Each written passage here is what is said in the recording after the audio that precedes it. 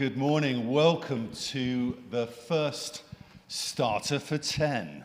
Yes, this is a new program that we're broadcasting today. We want to really welcome you viewers wherever you are, but particularly Bookham, Fetcham, Effingham and Leatherhead. All right, it's great to have you with us today. We've just got a short program today, just 20 minutes. But let me introduce you to some of the other people that are going to be taking part today. Let's introduce you to Steve. Steve, hi there. How are you doing? Good morning. Good morning. All right. I'm really well. Who are you, Steve? I'm one of the ministers of Bookham Baptist Church, and I've lived here now for a good 18 years, 18 or 19 years. 19 years, fantastic. And we've got the lovely Nikki. Nikki, introduce yourself and what are you going to be doing today? So I'm Nikki and I am doing some live chair chat this morning for this new Starter for 10. So I'm here to be in between Phil and Steve and you guys that are watching us from home. So anything you want to tell us, let me know in the chat on the YouTube channel and I'll feed it back to these guys. Excellent, excellent. So the other bunch of people that are here, you might have spotted them. It's our wonderful band. Hey band, how you doing? All right. This is Harry, and Harry and the band are going to be performing for us in today's program. So that's who we are. What kind of a week have you had? If I mention the words petrol, I wonder what you start to think straight away. Eh? It's been quite a week, hasn't it? If you are on the I Live in Bookham Facebook page, you'll know that has been lit up for the whole week with stories of the highs and the lows of the crisis that we're in. And actually, Steve, that's a kind of question that we want to ask our community, isn't it? What is it? Yeah. So we set a question for each Sunday morning, and this Sunday it's how has the fuel crisis impacted you this week? Right. So how has the fuel crisis impacted you this week? So you've got our live chat, Nikki over there on the comments. Send in your stories, the good, the bad, and the ugly, but keep it clean, all right, with what's happened to you over the last week or so with petrol. Now, speaking about petrol crisis, I think, because this is very much about our community, there's a bunch of people in our community that we really want to say a particular thank you on behalf of the community, and that is everyone that works up at Highlands Garage. You have been amazing this week. I know you've had a lot of thanks through the various social media channels, but we wanted to say to you a huge thank you. Thank you so much for everything that you are doing and have done in really, really testing circumstances. You've been great, haven't they, Steve? Yeah, absolutely. It's been fantastic. Yeah. All right. So we're going to hand over to our band now. I've asked Harry and the band to perform a song for you this morning. Really hope you'll enjoy it. Harry, what song have you chosen for today? Today I've chosen Waymaker because it really represents not a very long but kind of trying journey I've been on in the past 3 months, 6 months, where I didn't really have a direction, and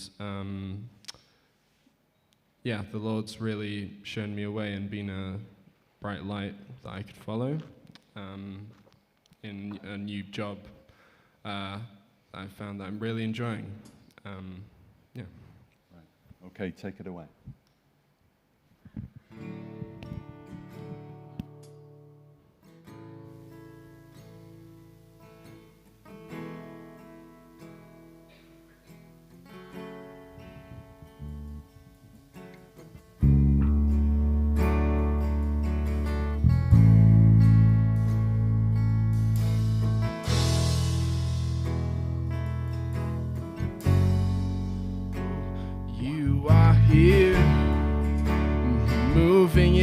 our midst. I worship you. I worship you. Oh, you are here, working in this place. I worship you. I worship you. You are here, moving in our midst. I worship you. Oh, I worship you. Oh, you are here, working in this place. Oh, I worship you. I worship you. You are way maker, miracle worker, promise keeper, light in the darkness. My God, that is who you are. Way maker, miracle worker, promise keeper, light in the darkness. My God, that is who you are. You are here, touching every heart. I worship you. I worship you. You are here, healing every heart. I worship you. Oh, I worship you. Oh, you are here, turning lives around. Oh, I worship you. Oh, I worship you. Oh, you are here, mending every heart. I worship you. I worship you. You are waymaker, miracle worker, promise keeper, light in the darkness. My God, that is who you are. Oh, waymaker, miracle worker, promise keeper, light in the darkness. My God, that is who you are. That is who you are. That is who you are. That is who you are. That is who you are. That is who you are. That is who you are. That is who you are. That is who you are. Even when I don't see it, you're working. Even when I can't feel it, you're working. You never stop working.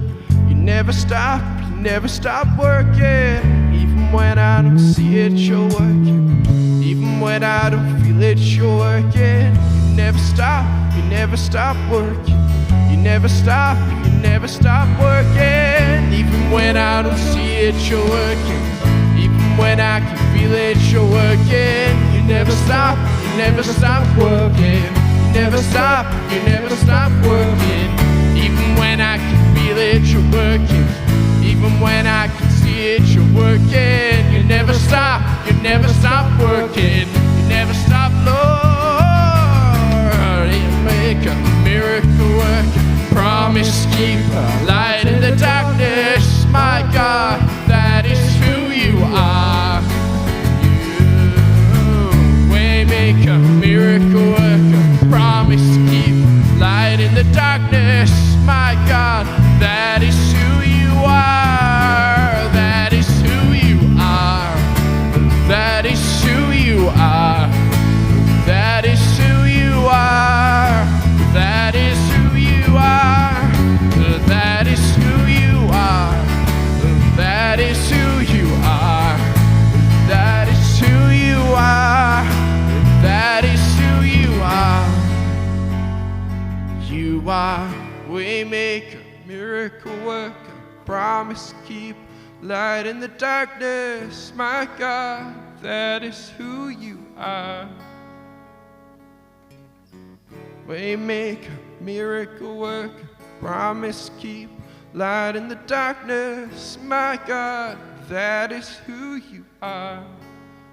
That is who you are. That is who you are. That is who you are. That is who you are. Oh, thank you so much, Harry and the band, performing their Waymaker. Well, we all needed to find a way over the last week to get fuel, didn't we? Steve, what was going on with you across the week with the crisis? Okay, so I guess like everyone else, looking out for those petrol stations as we're trying to make fewer trips, getting on my bike, walking as much as possible. But I also just had to watch out that I was getting a bit kind of judgy towards other people. I don't know if you know what I mean, but just kind of, the panic sets in. Everybody's kind of filling up their cars, their jerry cans, and taking more than they need so that others are left in need. And I got a little bit on my high horse until I kind of thought, hey, no, hang on a minute. I'm kind of worrying too. I'm part of this. So I just had to kind of check myself along the way. Yeah, nice one. We're going to come to Nikki for her story and the what's been coming in on the chat. But one thing that kind of happened to me following on from what Steve said there was that initial kind of adrenaline, every man for himself kind of emotion that kicks in.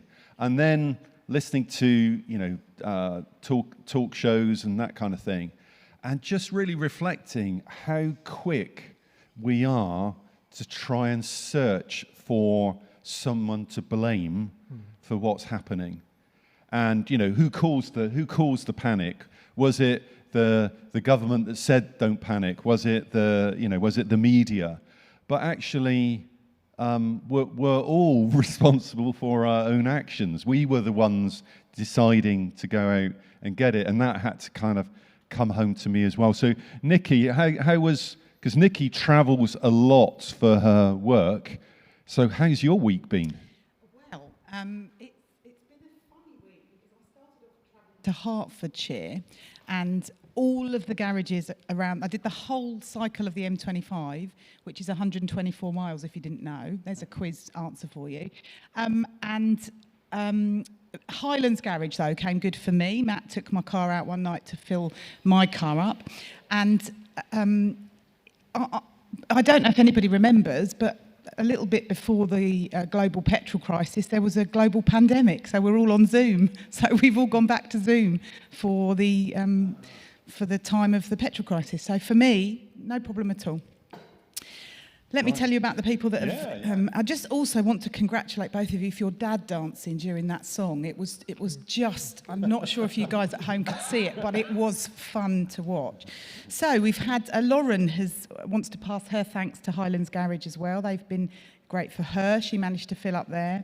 Adi, who lives in Clacton, here's one for you, has had no petrol shortage. There are no queues. So if any of you have got a free day and you fancy a travel to Clacton to fill your petrol cans up... I didn't say that, obviously, but you might want to try that. As long as you've got enough petrol to get there. Yes, don't set off if you haven't got enough petrol to get there. Well said, Steve. I never think it through, do I? And Matt Day, he says he's had to cycle to Leatherhead for work every day, and he's managed to keep going with only a gallon of coffee, because obviously he hasn't had a petrol issue. So, it's great out there. Thanks for all your comments. Keep them coming in. Yeah, thank you. Yeah, do keep them coming. Now, Steve here is going to kick off a portion of the program today that we're calling the High Five. All right? He's got 5 minutes to tell us something. So, Steve, what have you got for us today for your High Five? Okay, so I've got a story. It's a true story about a cafe and a cafe owner. Who one day was visited by a guy in the community who actually belonged to a church. They got into a conversation, and the guy from the church, he noticed that the cafe proprietor was looking really quite sad and down. He said, "What's the matter, mate?" He said, "Well, I'm going to be closing the cafe really, really soon." I said, "Well, why? You make really fantastic coffee." And the guy said, "Well, basically, I've got a whole lot of kind of health and safety regs to get straight to. I've got family issues. I need to be with my family. I just haven't got the time to get things right. I'm going to have to close. The guy from the church said to him, look, would you be prepared to give me your keys for the weekend, the time when you're closed? And he said, why would you do that? He said, well, because I belong to a church, and we have like a little small group that meets, and we would love to come in and do something about your kitchen. And that's what happened. The guy gave him his keys. He went in. They cleaned the kitchen within an inch of its life, and to cut a long story short, the health and safety people came in, and he passed with flying colours. Something else happened, which was the guy, the coffee proprietor, suddenly wanted to know a little bit more about this guy, his small group, his church, and the God they worshipped. Now, I wanted just to share that story because it actually points towards where we're going in the morning service a little bit later on at 10:40, which is to actually look at what is the church. But first of all, I wonder, Nikki, Phil, what you think about that little story that I told. Yeah, that was super. Thanks, Steve. And what was going through my mind was that, I don't know about you, but a lot of times over the kind of pandemic times, although there's been like horrific things happening that none of us would want to happen, there have been those moments where people have come together and reached out to those that need help, and the church has been at the forefront of that. Yeah. And I love that part where the small group, the group of people that meet together during the week just to share together, to be together, sometimes to eat together. That was a kind of resource that was turned outwards into the community. So, yeah. What about you, Nikki? It's a great example of community working, isn't it?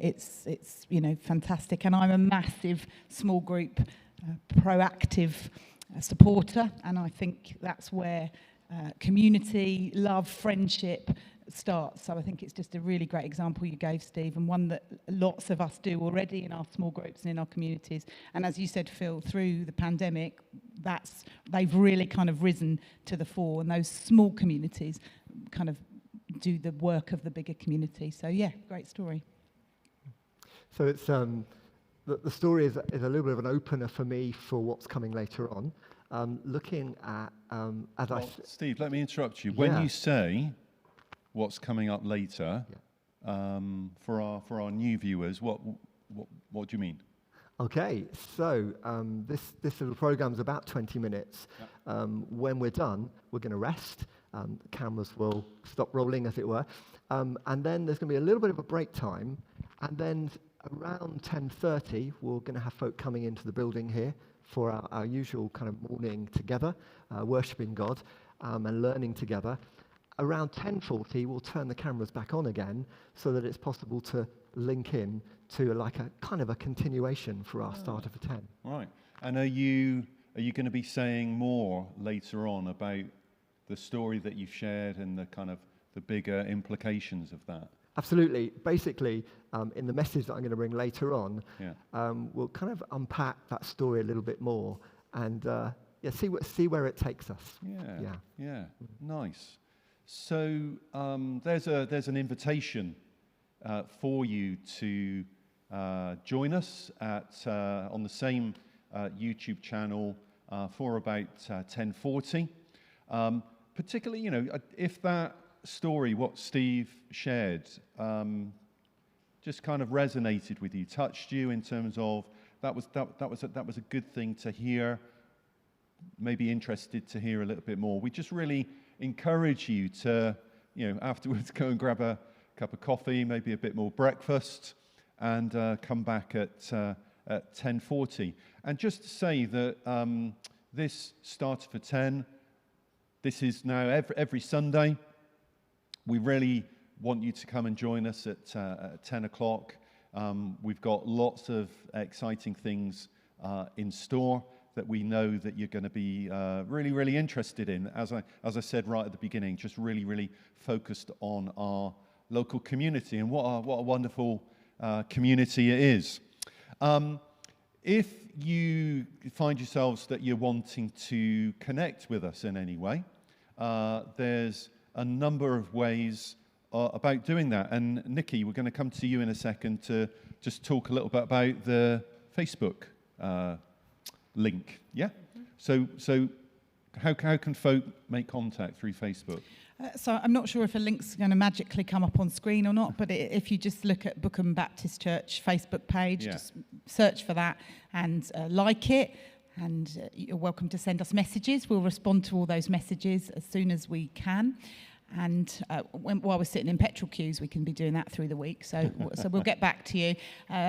Alternatively, you can come into the church, you can ring our church, you can look at the website, Google that, and you'll find us, and we'll be here waiting for you when you do. So feel free to connect with us however it suits you best. Wonderful, wonderful. Thanks very much, Nikki. And Steve, as we head into the close, thinking about the week coming up, we've got the change of maybe the military driving some tankers around. For our good folk in our community, what would be your advice from a kind of health perspective, particularly a mental health perspective, as we head into this next week, where a lot of people are still up against it, very stressed, needing to visit sick relatives? What would you say to them?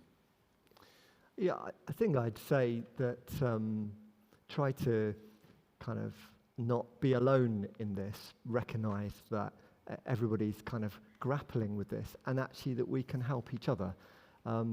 I think I would say try to not let the panic kind of do its work in our hearts, because it doesn't bring any really good fruit, does it? Yeah. But to actually find some peace, maybe to sit still, maybe to pray, and a little bit of trust there, actually, that we, if you think back to the whole pandemic thing, actually we did come through, and we find our way together. Yeah. So just really to try to kind of seek that kind of peace that's there.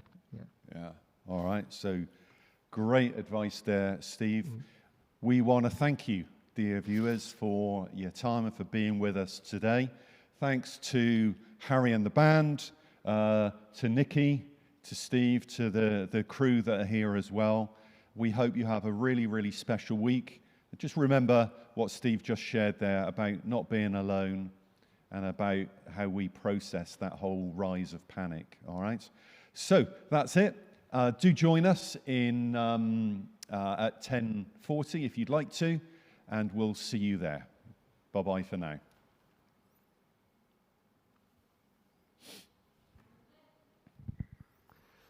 Oh.